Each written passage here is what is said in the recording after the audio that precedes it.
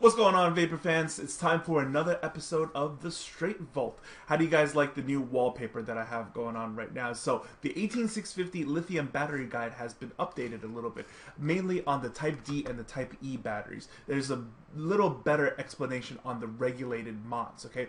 Because a lot of regulated mods out there, they go up to 150 watts, they go up to 200-ish watts, you know, the Snow Wolf, the Sigelli 150 and stuff like that. So what happens over here is that, like, the explanation is a little bit more thorough, okay? So what is the recommended usage for these 70 watt to 50 watt items is the Type D battery, and then stuff that goes from 150 up into 225, kind of like the Snow Wolf, would be the Type E battery, and they are used in series because that is exactly how the device setup is going to be as well, okay? So you will need your 25 amp-ish type batteries and 30 amp-ish type batteries in order to get the full function of your device. So let's move on with today's episode, okay? Before we begin, quick shout out to our sponsor, Moose Knuckle Juice, all right? So Moose Knuckle Premium E-Liquid over here, they were at ECC along with me. They were at the booth next to me. Shout out to Big Celtic Warrior Kevin. Thank you for the bunch of Moose Knuckle E-Juice that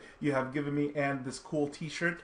Moose Knuckle E-Juice, I mean, the guy approached me, he was like, how'd you like to taste the best tasted juice on the planet? And of course, every juice maker is going to say that about their juice. But I gave it a shot, and wow, shockingly, it was very, very nice.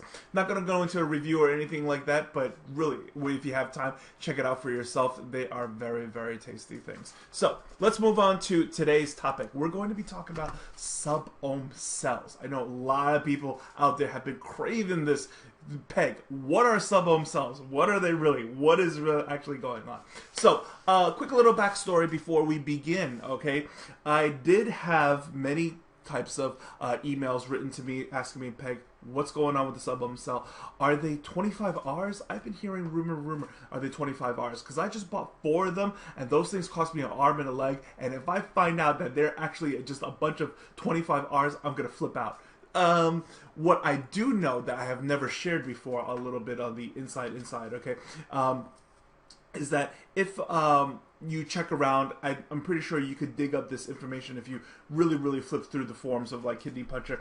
Kidney Puncher likes to test their stuff when they get their initial batch, regardless of whatever it is. They test it as best as they can, and then they just release whatever information that they have on it, plus a little bit of their final thoughts. Now, initially what happened was that SubOhmCell got rave reviews off of the Kidney Puncher test, and I think that's really what like skyrocketed them and put them on the map. They were very good cells. They did test according to spec, and people were just shocked at whatever the hell they were. Nobody could really figure out what they were. People were, you know, just searching around like Alibaba, DHgate, like everywhere, and really couldn't find out exactly what kind of batteries they were. There was a lot of speculation that they might have been, you know, the VTC series, like just rewrapped or something like that, but that has never actually been confirmed. The problem is that as they kept on selling and moving along, people started giving like strange different kinds of claims. Like for instance, this one over here says good battery, it works great, provides good power, but seems to have a quick drop off. Things like this, you don't need a battery tester to feel it, you know what I'm saying? You'll just kind of feel it and what's going on, and we're going to get more into that in another episode, and that one we're going to be talking about the Aspire 1800 series. So on the sub-ohm cell over here, right, what is going on? What is really happening? First, they go for like $15, $14 or whatever. It costs an arm and a leg. If we go over to the SubOhmCell website over here, it says introducing the new 18650 vape batteries. So they are marketing these batteries for vaping specifically to hit the vaping market, boasting a powerful 35 amp discharge and 2,800 mAh. Let SubOhmCell be your new vaping engine. Awesome propaganda. I even dig it. Now, when we check out the specifications over here, they are talking about 2,800 mAh and a discharge current of 35 amps. Okay. Before we get into exactly what they are and what is going on over here, I need to put something out there for you guys real quick. Okay. Just how far we have come with the batteries, and just quickly, you know, getting up to date and just getting up to speed of what's going on as I update you guys of what's going on. Okay, now before we go ahead and just jump down Kidney Puncher's throat, please do keep in mind that this thing says July 27th, 2014. This is a year ago. Okay, nobody knew anything a year ago. We were all just like, oh, Sony batteries, they're 30 amps, okay, they're the best. You know what I mean? And we're still trying to shake that stigma till today. So if we check out over here of what's going on, they try to test things in many different ways. You do what you can, you know, and I really dug that about them. So it says hit count.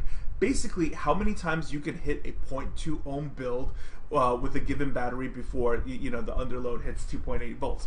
Because this is back then where a lot of us were using like mech mods and stuff. Sure, the cutoff is normally at 3.1 or 3.2, you know, something like that for regulated devices. But for your mech mods, your cutoff is generally somewhere around the 2.8 area. Okay, so lo and behold, over here, vamped 74 hits, and it did the worst. What a shock, right? Vamped doing the worst. Anyways, what I really caught my attention over here, right, was none of these, but actually just this one. The Panasonic 18650 2900 mod, 124 hits. Now, for those of you super geeks out there, you're going to be on the same page with me right away. What is a Panasonic 2900 mod battery? Probably the PF model. And if you know anything about the PF model, that thing is a 10 amp battery at best. At best, okay? So for them to go ahead and do 124 hits, counting over here, their given time, right, which is 4 seconds of vape time per hit. Wow. Wow, okay? Right off the bat, if you guys know your math, you know what's going on. But I'm just going to go ahead and do it for you guys real quick. So 3.6 nominal voltage of a battery, okay? Most batteries are actually nominal voltage 3.6. Sure, you're going to see it written as 3.7 everywhere else in the world. That is an embellishment. There's only a few actual batteries out there that's actual nominal voltage is 3.7 rated by the manufacturer, and that's just a few like Panasonic models off of the top of my head. Okay, so 3.6 is the actual nominal voltage. Again, don't let anybody tell you different. So the resistance that they were working with before earlier on the page says 0.2 ohm. So a quick calculation of this, you are drawing an amp current of 18 amps, sir. So what are we doing back then? What the hell are we doing back then? You see what I'm saying? This is what I'm trying to put out there. Do not jump down Kidney Puncher's throat, okay? I just want to put out there that, like, you know, nobody knew what they were doing. I didn't know what I was doing, okay? So let's be fair about it, okay? But now, these days, 2015, we are much more clear of what is going on. So let's talk more about these items. So I'm going to go ahead and put this little guy away, and we're going to bring up graph time. So, pulling up the graphs over here, okay, you can follow along with me. I constantly update the graphs over with the Dropbox. So I'm going to pull this up, and we're going to bring up the CBA. And what do we have here? Lo and behold, the last plot of the point is 2.4439. Is anybody angry yet? Is there anybody who owns the cell upset yet? I'm upset for you. This thing promises 2,800 mAh, and now it's giving us only 2,400 mAh. Kidney Puncher has reported in the past, right, that when they tested their batch again, it was not testing as good as it was when they originally first started selling SubOhmCell, but they couldn't figure out exactly which battery it was. I personally graph a lot of batteries, so you know the curve starts to look more and more familiar to me, and I will not waste your time. We will go ahead and reveal what it is right now. So, are you ready? Overlay time. So, this is what it actually is. LGHE2. That's what it actually is. Just look at it. Look at it from the first 80%, and that is the same roller coaster curve going all the way down. Now, they did not give you crappy HE2s, okay? They definitely gave you A-bin HE2s. They're very, very good stuff. And that exactly explains why they are so expensive, okay? If it was if it was specifically like eFest or whatever, then let me go ahead and show you the eFest one over here. We're going to overlay that real quick as well, okay? So this one, eFest, and then 2500 series, and then the discharge over here. See this? This is the garbage bin, okay? This is one of my sample batteries. This is the SubOhmCell. But at the end of the day, it's still a damn HE2 battery, okay? And no matter what it says on it, we know for a fact that an HE2 battery is an ICR battery, okay? So if this thing ever gets in trouble, be very, very careful, folks. The way an ICR battery vents is catches fire, then it blows up. So again, this thing is embellished, over-embellished, not what it's rated for, and you guys are way, way, way overpaying for an LG HE2 battery, okay? I don't do any of this to crush a company or anything like that, but I have no choice but to reveal the truth of what is actually underneath the wrapper. So, comparing with this line curve over here, again, I want to show you guys that this is the eFest battery that's coming from a poor bin. This is the range of where the better bins are, right? And this explains exactly why and how and where the price points of things are. If you go ahead and look up LG HE2 anywhere else, right, you'll see a certain fair price for.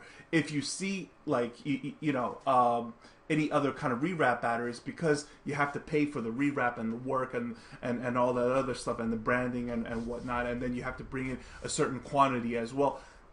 Rewrap stuff need to have a markup on top of it. So in order for eFest to pull this off, they have to buy the poorer batteries and then rewrap it and then sell it for like, the same price as a regular LG HE2, if not more. So you're much better off as a consumer just purchasing the LG HE2.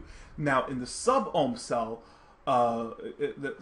category over here, they're just wrapping really good LG HE2s, and that's why they cost so much more, because you're paying for the wrapper on top of it, hence the $14, $15-ish kind of markup here, okay? So that's it for the Straight Vote. Hope you really enjoyed that episode. As we always say here on PVA, question everything, do your homework, and vape clever. Take care, my friends. See you next time.